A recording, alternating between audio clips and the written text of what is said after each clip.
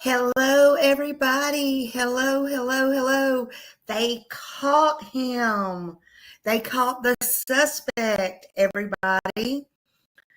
Welcome in. They caught Charlie Kirk's murderer. I'm going to say it on here. They caught his murderer. So, hello, beautiful Janice. Hello, Panda Bear's mom. Hello, Andrea. Welcome in. Leslie, keep it real. Hello, hello.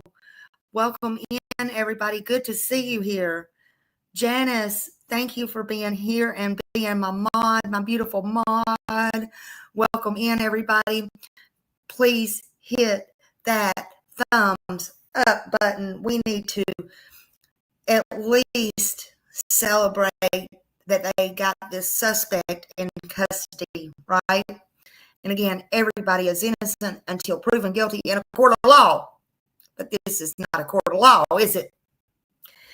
Angel of light, hello, beautiful, good afternoon.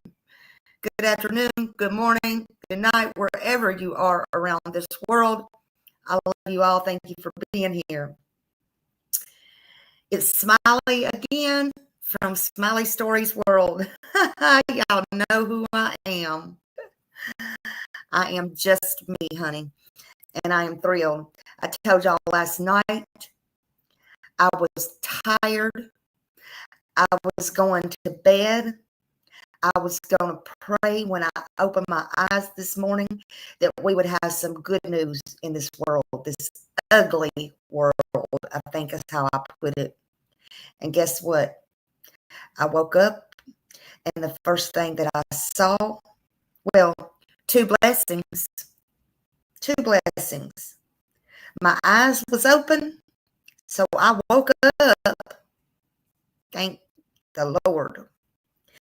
And then I saw my husband left the TV on for me, and they were talking about this suspect was in custody, that they do believe is the right person that assassinated Charlie Kirk, right?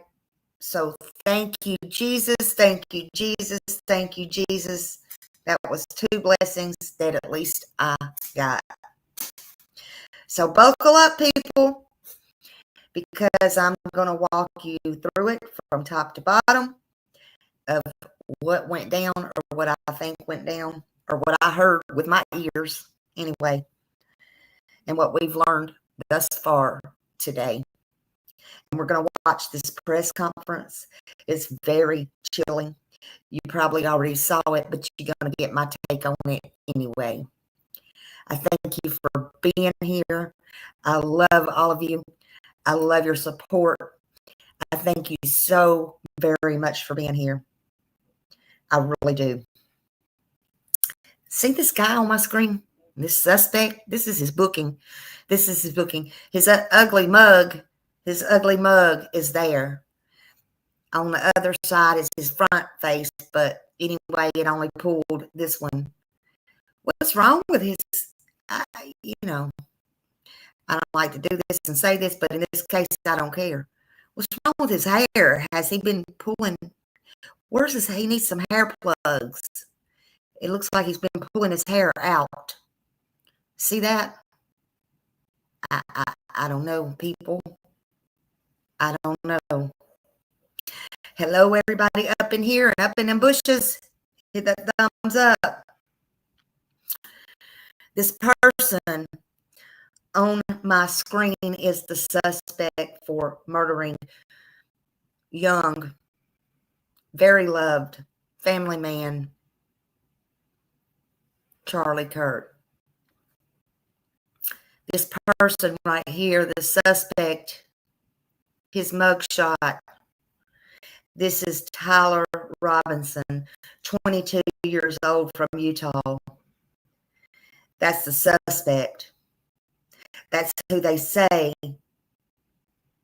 done the deed, who committed this hateful, horrible act of killing Charlie Kirk, taking his young life taking him from his family that loved him dearly, from his beautiful wife and his 2 small children, his mom, his siblings, and a world who loved him more than they disliked him. I can tell you that. Thank you, Janice. Thank you so much. Whoop, whoop. Thank you so much, Janice. I love you, honey. I love you. Thank you, and I appreciate you, and I appreciate your support. This world loved Charlie more than they disliked him. Okay? Hate never wins in the end. I don't care what nobody says. People close to him on my screen being the suspect, Tyler Robinson, said that he had grown more political lately and not in a very good way.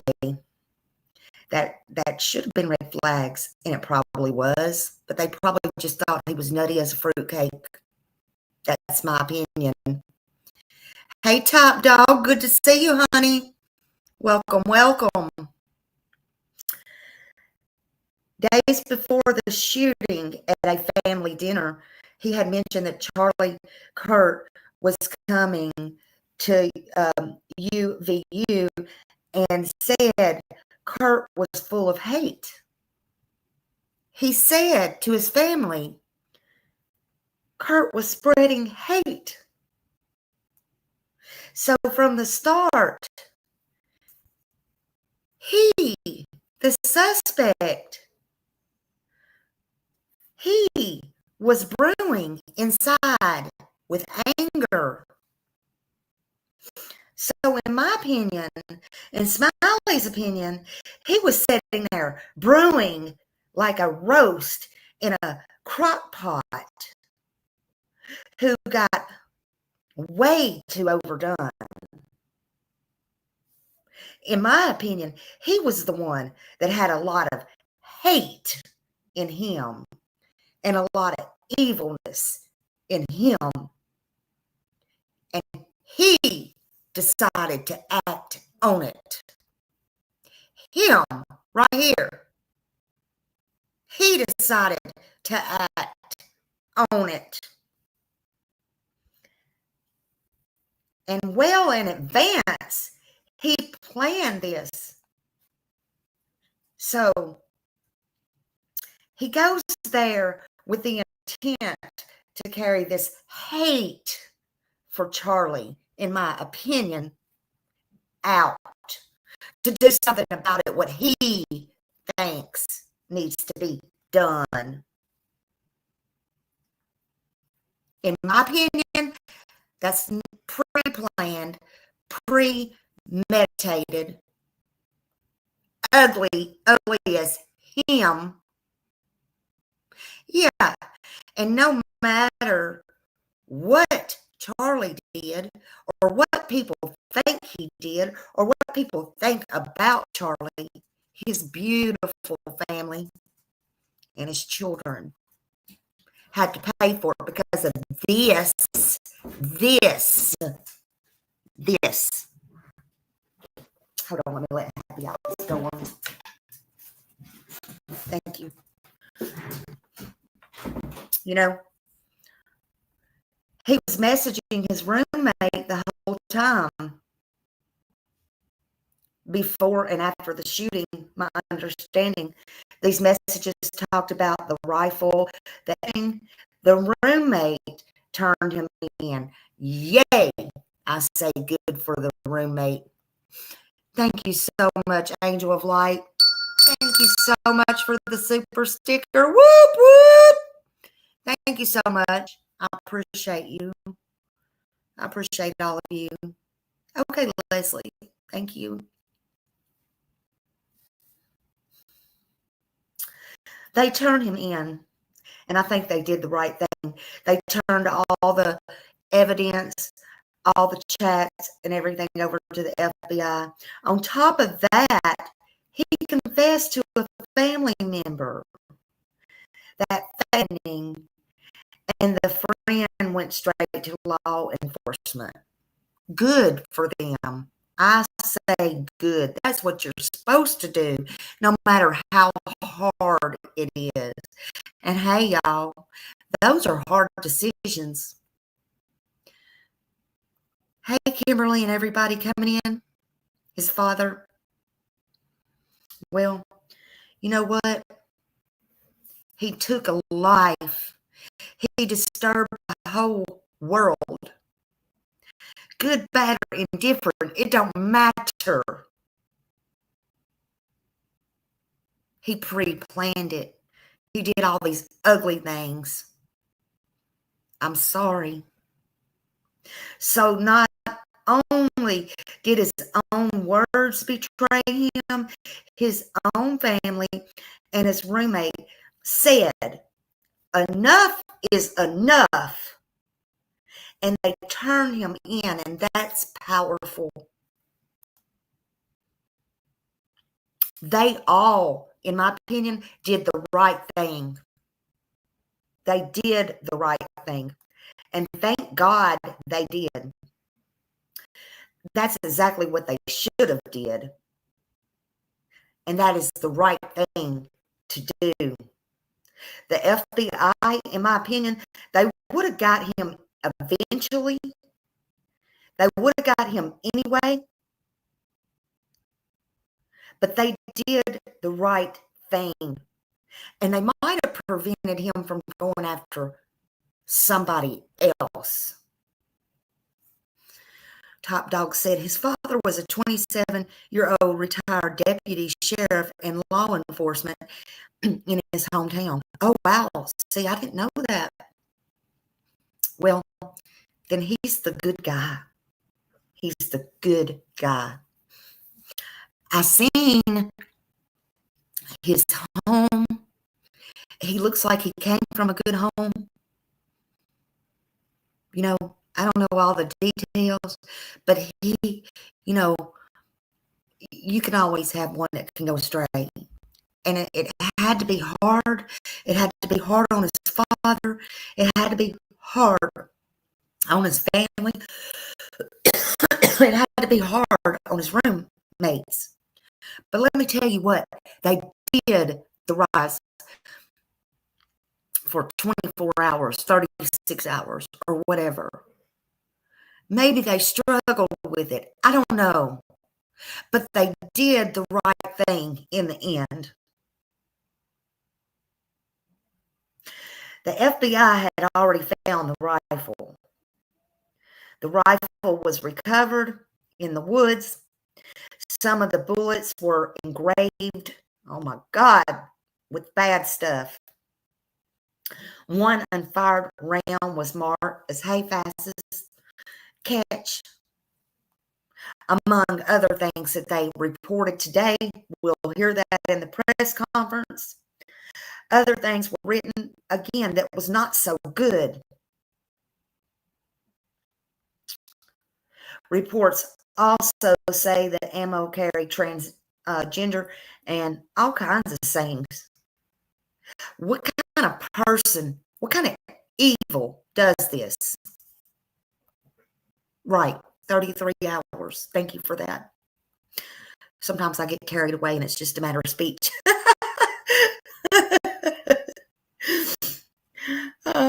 Or a figure of speech. Yeah, he drove a Charger. He drove. So see, that's what I felt like. I felt like he was brave. Not him. Anybody who does something like this. Because look, he changed his clothes on the roof. You'd think somebody that did all this in a crowd would want to be getting the hell out of Dodge. There was over 3,000 people there. Now that's a question. There was over 3,000, I think, there. And you know, when something like this happens, it's chaos. But somebody would be looking on roofs and stuff, and then he jumps down and then he walks away. What the freak? but you got time to change clothes? Hell, I mean, these people, man, they got some nerve. This is what I don't get, y'all. This is Smiley. This is me, 100%. I've always been like this. I'm hitting my chest now like Tarzan. You say someone hates, okay? Like he sat down for dinner with his family and he said, Charlie's coming, blah, blah, blah, blah. We all know. Charlie's coming and he spreads hate, blah, blah, blah. Okay. You say someone hates, and this is in all walks of life, right? This is something I've never understood. We can see it here on the internet. We can see it out in public, in real life, whatever. In the news, media, whatever. You say someone hates, and they're spreading hate, like he said Charlie was spreading hate. Sit and you stew. You stew your hate, and then you plan hate, and you carry out hate on another human being. Well, can you make that make sense to me? You go real life, you unalive, and you do all those things? Make that make sense, because that has never made sense to me, and I will never understand it. Can you make that one make sense? That's kind of insane, if you ask me.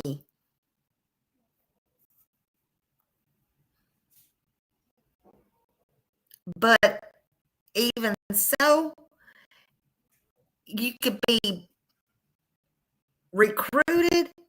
I'm just saying, Alicia. To me, it still don't make sense. It still don't make sense. Yes, even with groups, you say this person or that person, even hate bonding, it's they hate, they're this, they're that, they're ugly people, they blah blah blah blah blah blah.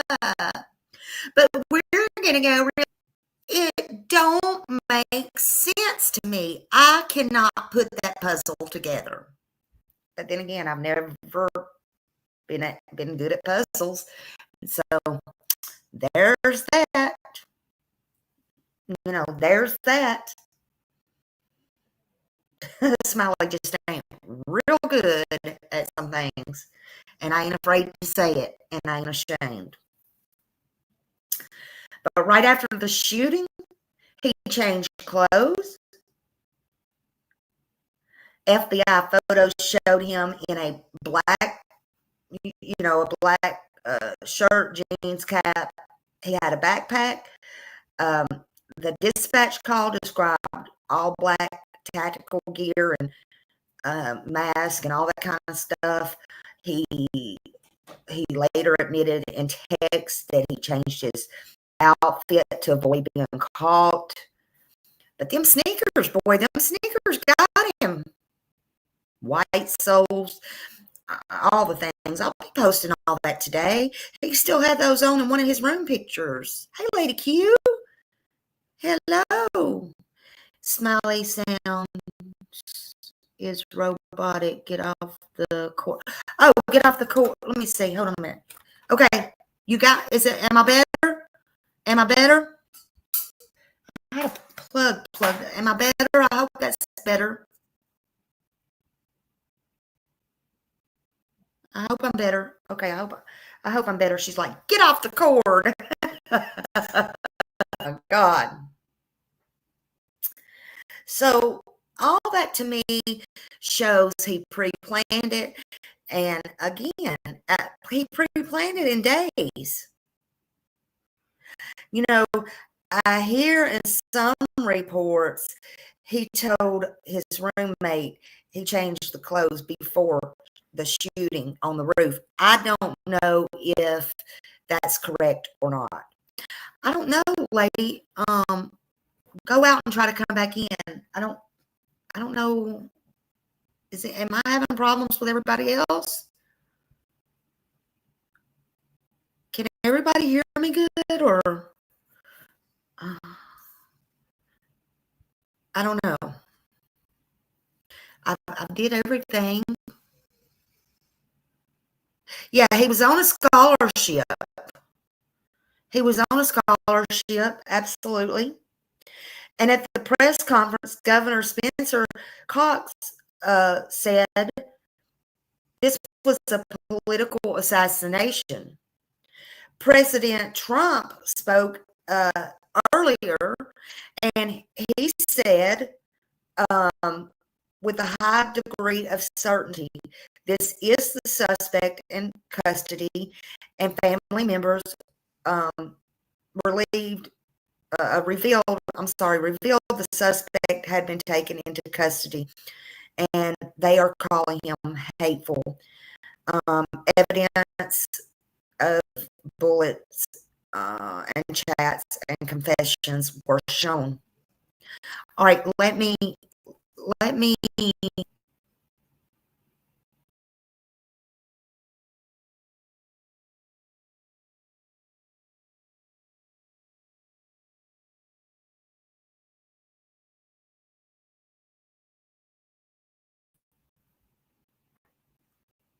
okay, y'all tell me if that's any better. Maybe that's better. I hope so.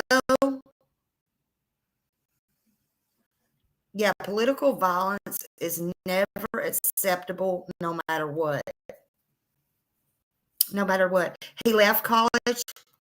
He did leave college. I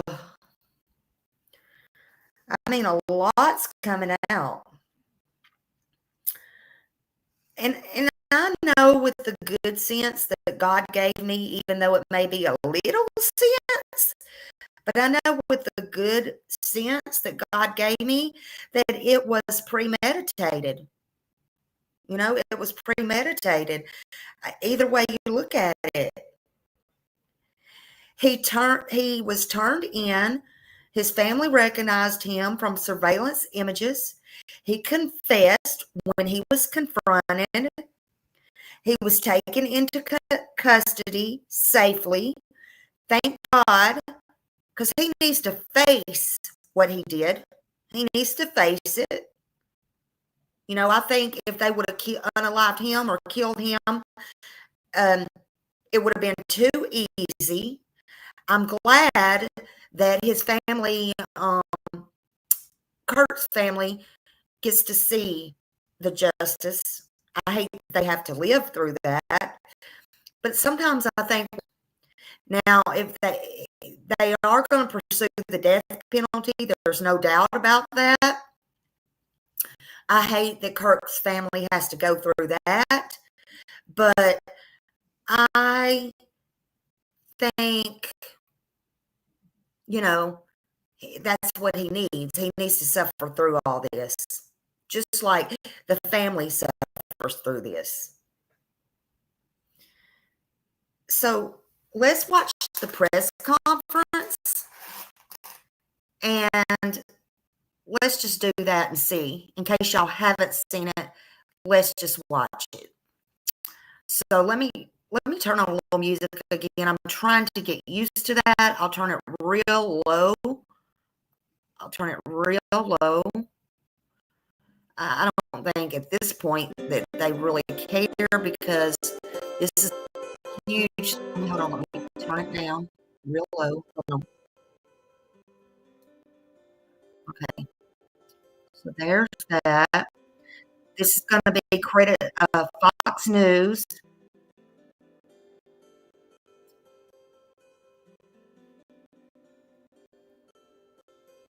All right, let's watch this. And Sheriff Mike Smith. We also have with us. Thank God you DPS hear Commissioner good. Bo Mason, Lieutenant Governor, Special Agent in Charge Robert Bowles, and local and federal law enforcement partners. Following the remarks today, Governor Cox, Director Patel, and Commissioner Mason will take questions. Thank you.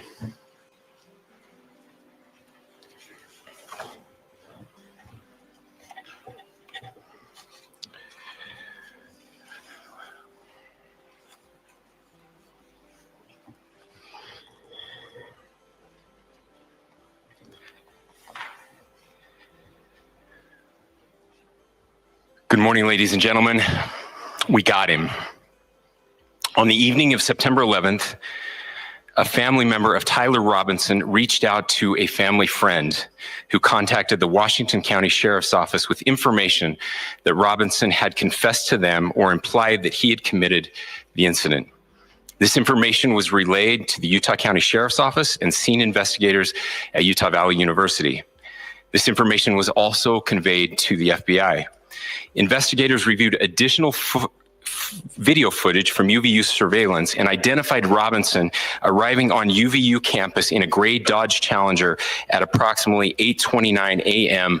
on September 10th, in which he is observed on video in a plain maroon t-shirt, light-colored shorts, a black hat with a white logo, and light-colored shoes. When encountered in person by investigators in Washington County on September 12th, in the early morning hours, Robinson was observed in consistent clothing with those surveillance images. Investigators interviewed a family member of Robinson who stated that Robinson had become more political in recent years. The family member referenced a recent incident in which Robinson came to dinner prior to September 10th, and in the conversation with another family member, Robinson mentioned Charlie Kirk was coming to UVU.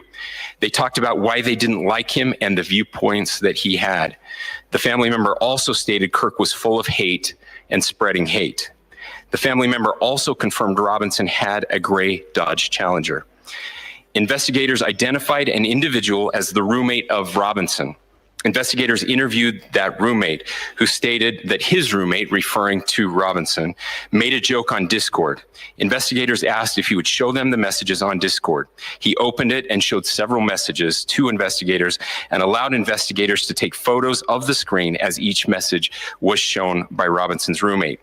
These photos consisted of various messages, including content of messages between the phone contact named Tyler with an emoji icon and Robinson's roommate's device.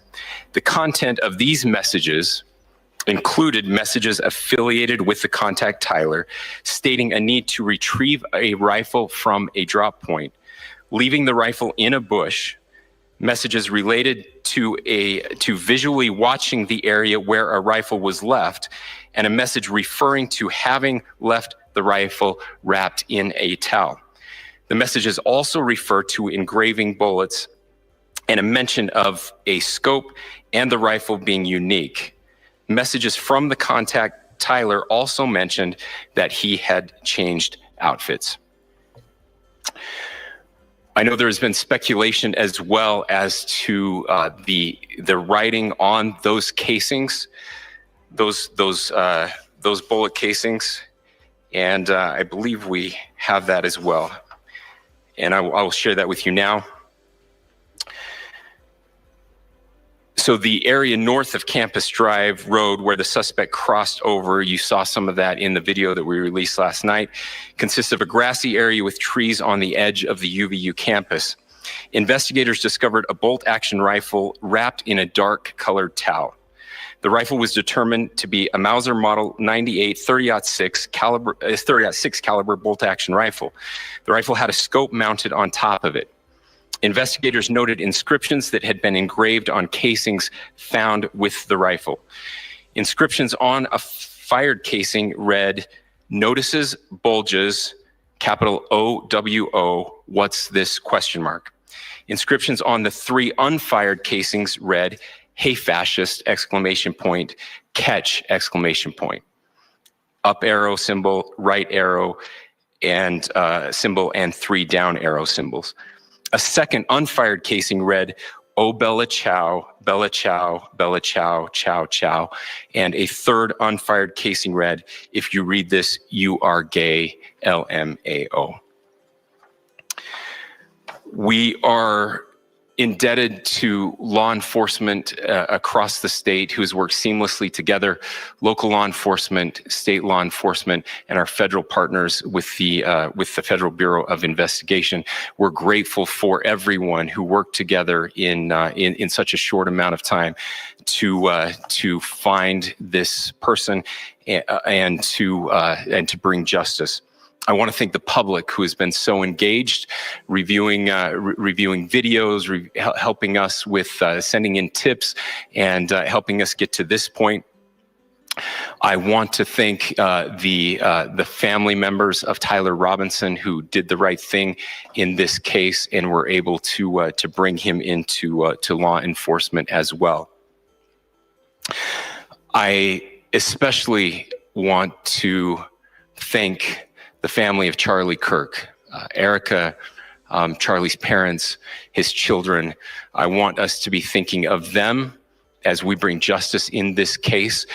They will be involved in that justice. We will be working very closely with them as we move through this process as well. This is a very sad day for our country, a terrible day for the state of Utah, but I'm grateful that at this moment we have an opportunity to bring closure to this very dark chapter in our nation's history. With that, I will now turn the microphone over to the Director of the FBI, Kash Patel. Thank you, Governor. This is what happens when you let good cops be cops. The FBI and our partners are proud to stand here today together to bring justice to the family of Charlie Kirk and honor his memory. I want to express my deep gratitude to President Trump, the Vice President, and the entire White House who have been so incredibly supportive with both resources and just personally to the FBI as a team. They had our backs the entire way, and I just want to express my gratitude for giving us the resources we need to operate in this space to bring this sort of justice at this sort of speed. In 33 hours, we have made historic progress for Charlie. Governor Cox, our partnership has been absolutely incredible these last few days. Our partnership will endure. Your state and local partners, your sheriffs, your DPS community has been unbelievably impressive in the hardest of times. And a case like this cannot be solved, cannot be brought without partnering with your state and local authorities. The FBI has a certain role to play, and we will play that role, and we will lead out for the federal government. But Governor Cox, we are so grateful for your state partnership that led out on this investigation. A little bit of the timeline. Charlie was shot at 12:23 p.m. on Wednesday. The first FBI agents arrived on scene in 16 minutes with chiefs of police at 12:39 and secured the scene. The FBI immediately launched fixed-wing assets. We utilized these assets to transport personnel, specialty technicians, hostage rescue teams. We also utilized these assets to go back and forth from the East Coast and here in Utah to transport forensic evidence and other evidence that will be analyzed and is being analyzed at our FBI laboratories in Quantico and other laboratories, including the ATF. At my direction, the FBI released the first set of FBI photos of the suspect at 10 a.m. local time on 9/11. Then, shortly thereafter, the FBI reward of $100,000 was released at 10:45 a.m. local. Myself and Deputy Director Bongino arrived on the scene at approximately 5:30 p.m. on 9/11. The governor led a press conference last night at approximately 8 p.m., where at my direction, the FBI released a never-before-seen video of the suspect. We also released new images to the public of the suspect. And just last night, the suspect was taken into custody at 10 p.m. local time. In less than 36 hours, 33 to be precise, thanks to the full weight of the federal government and leading out with the partners here in the state of Utah and Governor Cox, the suspect was apprehended in a historic time period. And I want to highlight what Governor Cox said. This would not have been possible without you, the media, and you, the public. That's why we went so public, so fast, and we're so transparent, and we're committed to that transparency. The crime scene, just a little bit there. It is a large crime scene. State and local authorities, along with federal authorities, processed that crime scene quickly. And I even had the ability to walk through that crime scene and walk through the steps the suspect took to learn more about what was needed and what resources we needed to bear to create a full picture for the FBI and leadership back in Washington. Furthermore, thankfully to state and local partners, forensic evidence has been seized and continues to be garnered. Forensic evidence has already been evaluated at FBI laboratories in Quantico and state and local authorities here. We will continue to process evidence as we see it, as we collect it, and we will continue to deliver to Governor Cox and his team. Last night, we had a total of approximately 7,000 leads. As of this morning, thanks to your great work, we have over 11,000 leads that were called in to the FBI, and we are running out every single lead that we can. Every one of those leads will be run out. The arrest is a testament to the dedication of good law enforcement being great and partnerships in law enforcement, which I've tried to highlight as my tenure as the director of the FBI. There is no better relationship for law enforcement than the FBI to partner with state and local authorities, and you've seen it here in these last few days. The FBI Salt Lake field office, along with our offices in LA, Phoenix, Denver, San Antonio, Las Vegas, Pittsburgh, Buffalo, our headquarters component in Quantico, all participate in the FBI.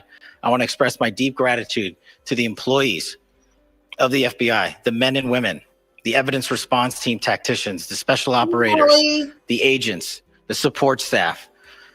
You have done monumental work in historic time when the public, who had a right to demand such an expeditious solving of an investigation, the FBI answered that call diligently, critically important to our nation, and we delivered. And I'm proud to be their leader, and I'm proud to be the director of the FBI. This is a very much an ongoing investigation, as the governor said, and we will continue to work with state and local authorities to develop the investigation, to provide them the evidence they need for their ongoing prosecutions. And we will be here to answer every call they absolutely have, as long as it takes, for as long as we need to find and apprehend whatever suspects were involved in this crime. Lastly, to my friend Charlie Kirk, rest now, brother. We have the watch, and I'll see you in Valhalla.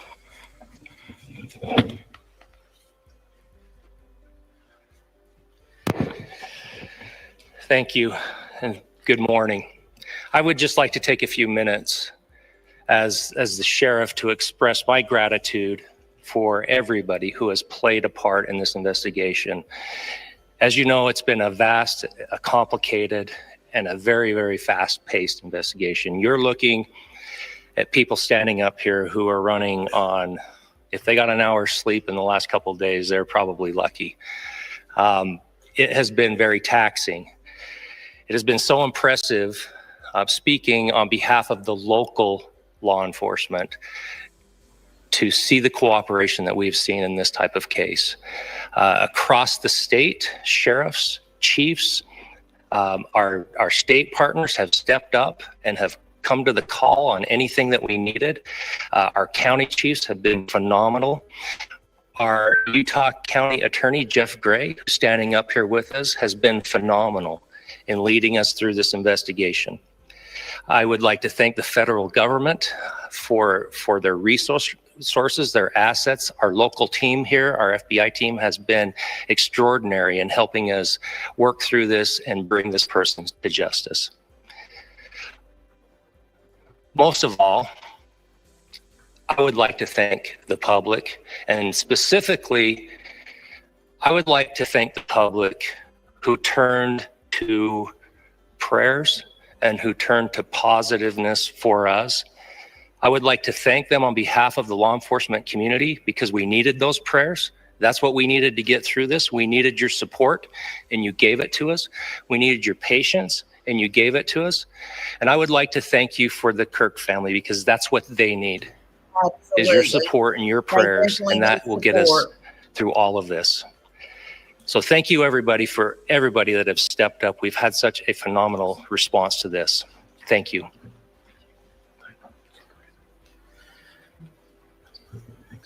I also want to give a special thanks to the Attorney General and the Department of Justice. Their unwavering support and their commitment to justice is shown true here. And without AG Bondi and Deputy Attorney General Todd Blanche and the resources they brought to bear, we would not have been able to complete our mission. And I just want to say special thanks. It's an honor to be a part of the Department of Justice. Thank you again to our incredible law enforcement team who has worked so hard. Sheriff, I got a solid 90 minutes last night, so I'm probably the most well-rested person up here. Ladies and gentlemen, I get the microphone, so I hope you'll permit me a moment just to share a few more thoughts about where we are and how we got here and maybe a little bit of where we go from here. I don't want to get too preachy, but I think it's important that we, with eyes wide open, understand what's happening in our country today. I've heard people say, well, why are we so invested in this? There's violence happening all across our country. And violence is tragic everywhere. And every life taken is a child of God who deserves our love and respect and dignity. This is certainly about the tragic death, political assassination of Charlie Kirk. But it is also much bigger than an attack on an individual. It is an attack on all of us. It is an attack on the American experiment. It is an attack on our ideals.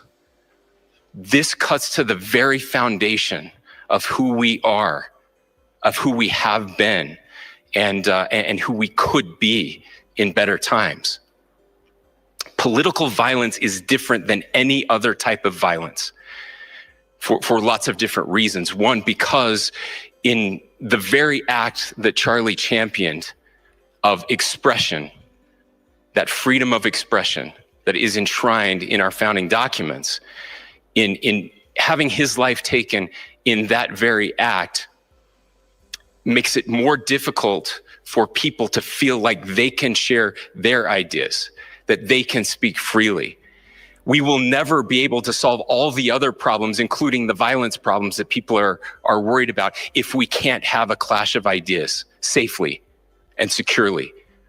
Even, especially those ideas with which you disagree. That's why this matters so much. Over the last 48 hours, I have been as angry as I have ever been. As sad as I have ever been. And it was, as anger pushed me to the brink, it was actually Charlie's words that pulled me back. I'd like to share some of those. And specifically right now, if I could, I need to talk to the young people in our state, in my state, and all across the country. As President Trump reminded me, he said, you know who really loved Charlie? The youths. And he's right. Young people loved Charlie, and young people hated Charlie. And Charlie went into those places anyway. And these are the words that have helped me. Charlie said, when people stop talking, that's when you get violence.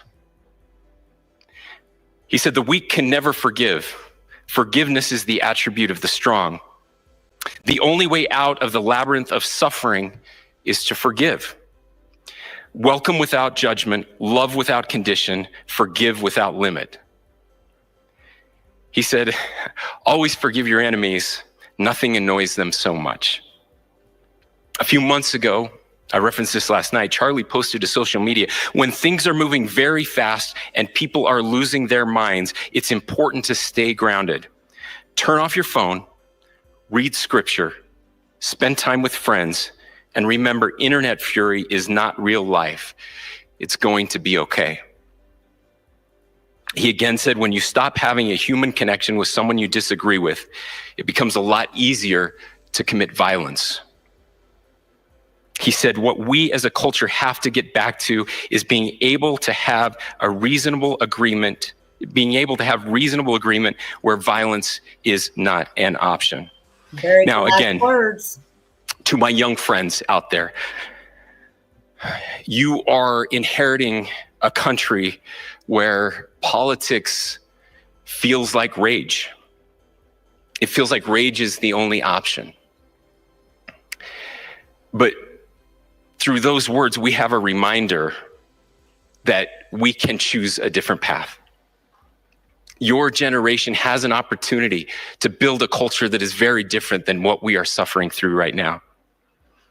Not by pretending differences don't matter, but by embracing our differences and having those hard conversations. I think we need more moral clarity right now. I hear all the time that words are violence. Words are not violence. Violence is violence. And there is one person responsible for what happened here.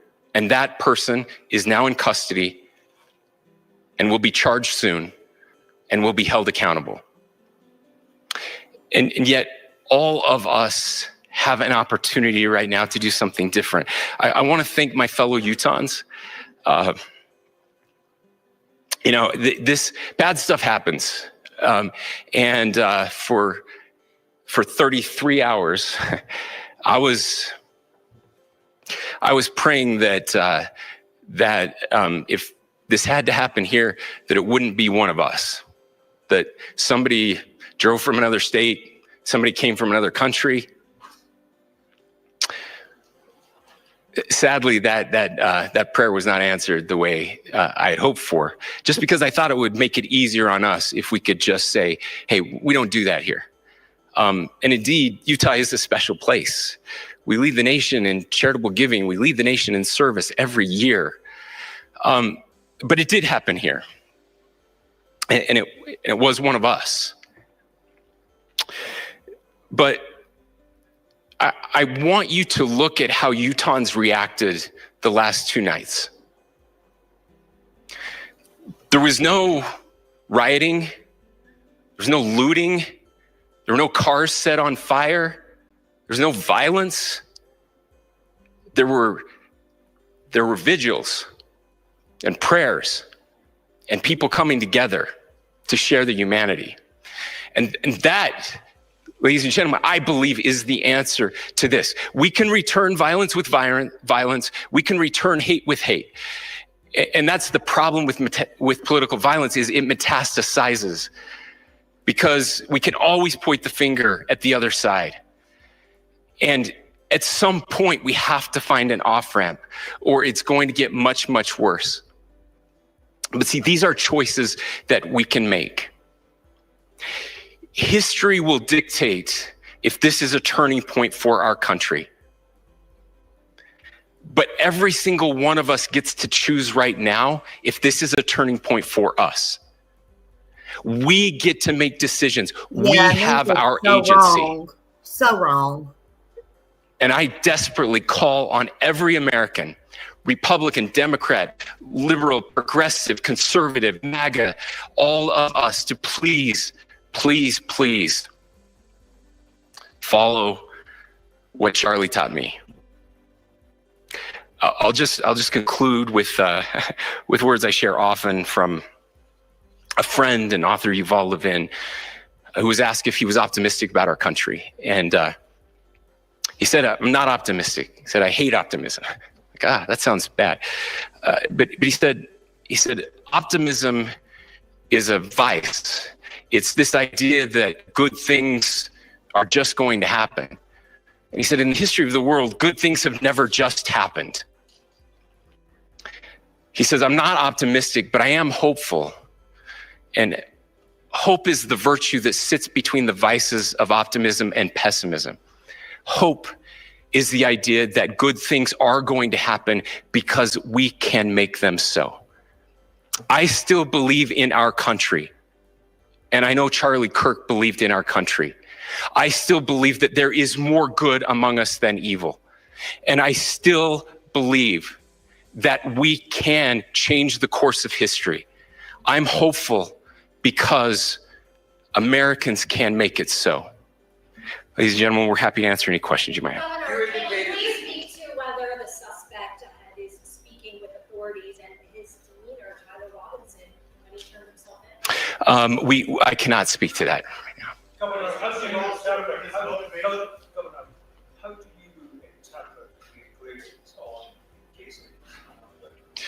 Well, I will leave that up to you to interpret what those engravings mean. I think the clearest one that says "catch fascist," there's not. And by the way, that's like No, I catch like didn't. a ball, I'm still catch trying to this. catch up.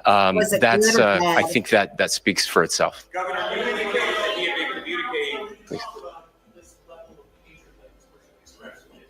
Beyond that, is there anything in your view that you discovered that may have radicalized or changed him or prompted him to commit such a horrific? There's nothing more that we can share at this time. Governor, you indicated that he had been communicating with a friend on Discord about the gun. Do you anticipate any more arrests? We do not at this time have any information that would lead to any additional arrests. Do you believe he acted alone?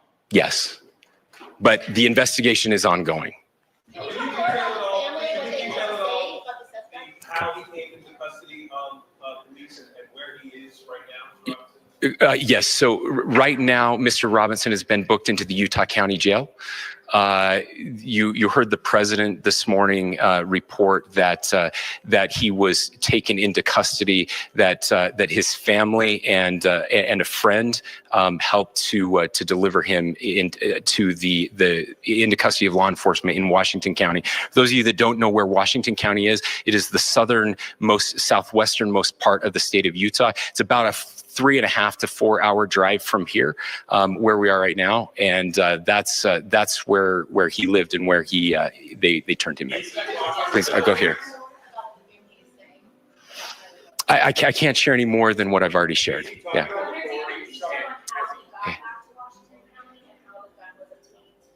So how we obtained the gun was found here. So I don't have much more details on that. We do know that he drove. We had his car here on campus, and then we had his car going south back to the St. George. It's actually the city of Washington in Washington County. Is he talking with authorities and did he discuss a motive? I'm sorry. We don't have any information that would lead us to believe that. Yes, in fact, it was just released. Yes. Talking with authorities and did he discuss a motive? I can't answer that right now. Yeah, thank you. Over here.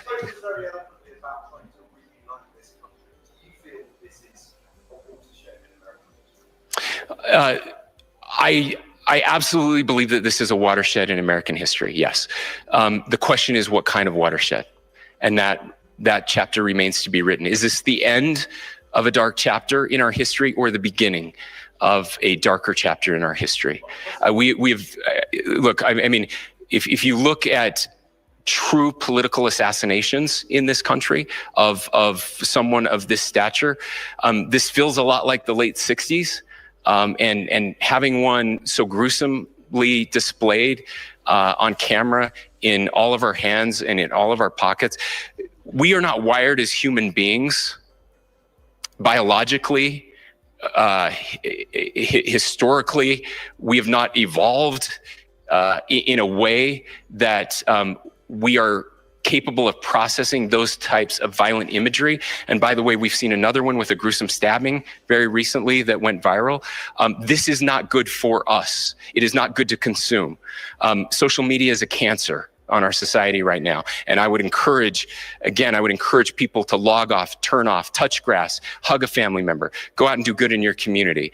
That is happening, and it's happening organically right now. I had a friend in a small city in Utah who said, we're getting together. The Republicans and Democrats in my little town are getting together to have a discussion last night, just to find a way to find their better angels. So yes, this could be, I mean, again, you have to go back to JFK to have seen a video live of something like this happening. I wasn't born until 1975, but I know that things were really dark in the late 60s. Sorry to some of you. I know some of you were there. But this is our moment.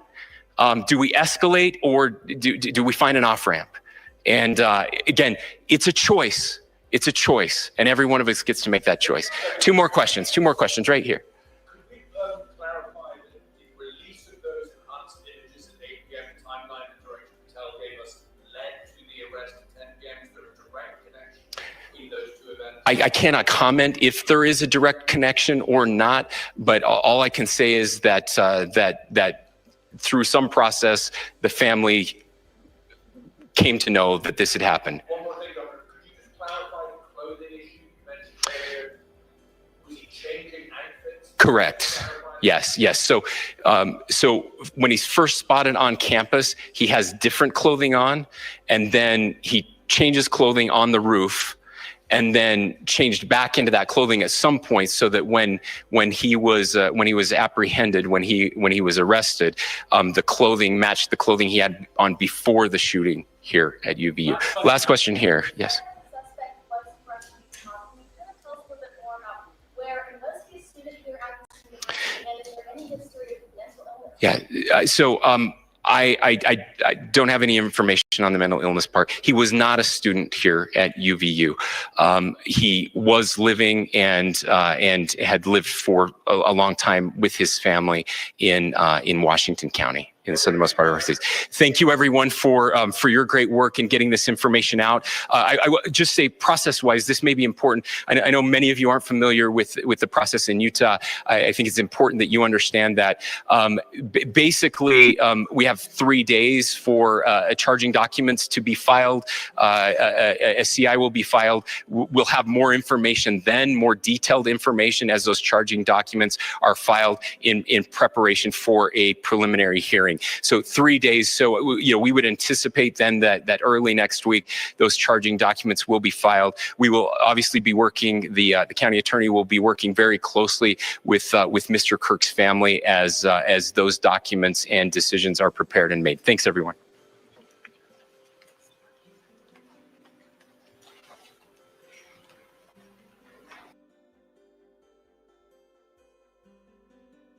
Yeah. So the bottom line is, yeah, this should never happen, no matter what side you're on. It's just terrible. It's terrible for everybody. It's terrible for the world. It's just terrible. And the main thing is, I am so glad that they got this suspect in custody. And I'm glad. I'm glad for the family. No, thank you, Alicia. And no, I didn't see what, and I don't know if you were writing a while ago or not. I did put it up there. I didn't see what Chris had said. I was behind. I don't know if it was bad or good. But I will catch up on it and find out today. I appreciate everybody being here and participating in the chat. Thank you so much. Let's keep praying for Kurt's family and keep holding out hope that this is, this world will see the light. And remember what I always tell you, that things can change in the blink of an eye. And, it don't matter who you are or what you believe in, things can change. In here in Smiley's world, every voice matters. Every truth, everything counts. Compassion will always be the loudest here. We'll try to, and I'll try to get everything out. Sometimes I'm behind. I apologize for that, but I will be back. Y'all watch for my post and my community post and updates. And I appreciate you again. Please hit that thumbs up, and let's continue to pray for the family. And let's pray that nothing else bad happens to anyone, no matter what their beliefs, no matter who they are. High power, political, not political, you, me, they, them, children, elderly, disabled, black, white, yellow, green, purple, no matter who they are. Let's just keep the prayers going that everybody will be okay and this world will start to heal. Let's pray for unity, and thank you for being here, and I will see you in the streets, YouTube streets, that is.